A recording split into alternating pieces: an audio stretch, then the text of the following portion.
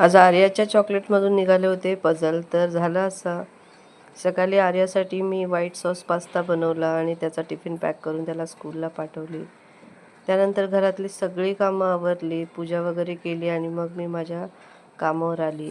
आणि कामावर जेवण वगैरे छान असं बनवलं, डबे पॅक केले आणि सगळं जेवण झाकून मग घरी आली. आणि घरी थोडेसे कामं आवरल्याच्या नंतर मग आर्यासाठी आणि माझ्यासाठी बनवली होती खिचडी सिंपल अशी. रात्रीचा खूप भात उरला होता आणि त्याच्यामध्ये डाळ टाकून अशी खिचडी बनवली. पापड तळले आणि घी टाकून खिचडी आर्याला दिली, मी घेतली. आणि तशीही त्याला खिचडी खूप आवडते.